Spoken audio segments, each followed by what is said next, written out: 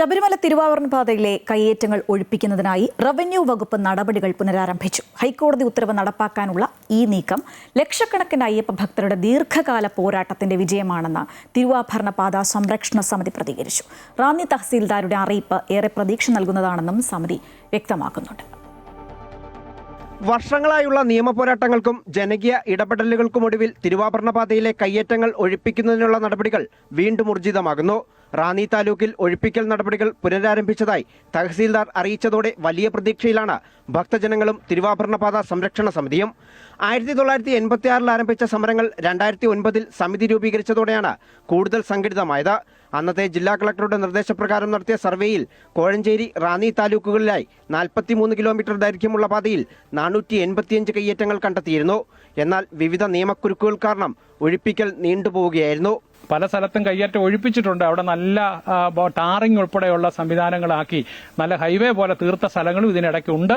അതും നമ്മൾ വിസ്മരിച്ചുകൂടാ. പക്ഷേ കയ്യേറ്റങ്ങൾ ഏതാണ്ട് ഒരു 75% ഒഴിഞ്ഞിട്ടില്ല എന്നുള്ളതാണ് വാസ്തവം. അത് തന്നെയുമല്ല, 20 മീറ്റർ വീതിയുള്ള ഒരു സ്ഥലത്തെ 5 മീറ്ററാണ് ഒഴിച്ചിട്ടിരിക്കുന്നത്. അപ്പോൾ യാത്രാ സൗകര്യമുണ്ട്. പക്ഷേ ഈ ബാക്കിയുള്ള 15 മീറ്റർ ഇപ്പോഴും ഒഴിയാതെ കിടക്കുമ്പോൾ ഭക്തജനങ്ങൾ ഇത് തിരിച്ചറിയുന്നില്ല.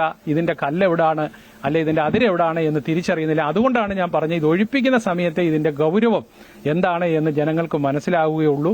തുടർന്ന് സമിതി ഹൈക്കോടതിയെ സമീപിക്കുകയും നിയമാനുസൃതമായ നടപടിക്രമങ്ങൾ പാലിച്ചുകൊണ്ട് കയ്യേറ്റങ്ങൾ ഒഴിപ്പിക്കാൻ കോടതി കർശന നിർദ്ദേശം നൽകുകയും ചെയ്തു.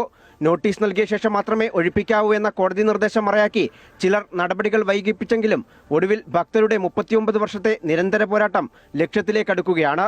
ഏതാണ്ട് 17ഓളം കയ്യേറ്റക്കാര്, ആറന്മുള സ്ഥലത്തുള്ള ആളുകൾ ഉൾപ്പെടെ 17ഓളം കയ്യേറ്റക്കാർ ഹൈക്കോടതിയെ സമീപിക്കുകയും അവരുടെ വാദം കേൾക്കാൻ വേണ്ടി ഹൈക്കോടതി തയ്യാറാവുകയും ഇവർ പറഞ്ഞിട്ടുള്ളത് ഞങ്ങൾക്ക് കയ്യേറ്റമാണ് അല്ലെങ്കിൽ ഇത് പുറമ്പോക്കാണ് എന്ന് അറിയാതാണ് ഞങ്ങളുടെ കൈവശം ഇരുന്നത്, ഞങ്ങൾക്ക് പ്രത്യേകമായി നോട്ടീസ് തന്നിട്ടില്ല, അത് കാരണം കൊണ്ട് ഞങ്ങൾക്ക് ഒഴിഞ്ഞു മാറാനുള്ള അസൗകര്യമുണ്ട്, ഞങ്ങൾക്ക് ഇതിനെ സംബന്ധിച്ച് കൃത്യമായി അറിയണമെന്ന് പറഞ്ഞപ്പോൾ കോടതി തന്നെ ഉദ്യോഗസ്ഥരോട് പറഞ്ഞു, പൂർണ്ണമായിട്ടും അവർക്ക് അവരുടെ തെളിവ് സഹിതം അവരുടെ എല്ലാ രേഖകളും സമർപ്പിച്ചുകൊണ്ട് ഒഴിയാനുള്ള നോട്ടീസ് കൊടുക്കണം എന്ന് പറഞ്ഞ് പൂർണ്ണമായും തിരുവാഭരണ പാതയെ ഒഴിവാക്കുന്നതിന് വേണ്ടിയുള്ള ഉത്തരവാണ് ബഹുമാനപ്പെട്ട കേരള ഹൈക്കോടതി ഇട്ടത്.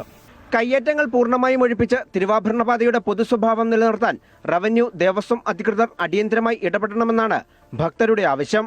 തിരുവാഭരണ പാതയുടെ പവിത്രത നിലനിർത്തുന്നതിനൊപ്പം വർഷങ്ങളായി ഇവിടെ താമസിക്കുന്ന കുടുംബങ്ങൾക്ക് കൃത്യമായ പുനരധിവാസം കൂടി ഉറപ്പാക്കിക്കൊണ്ടുള്ള നടപടികളാണ് വേണ്ടതെന്നാണ് ഭക്തരുടെ ആവശ്യം. ക്യാമറമാൻ രതീഷ് മടവിശ്വലിനൊപ്പം കണ്ണൻ ദേവ്, അമൃത ന്യൂസ്, പത്തനംതിട്ട.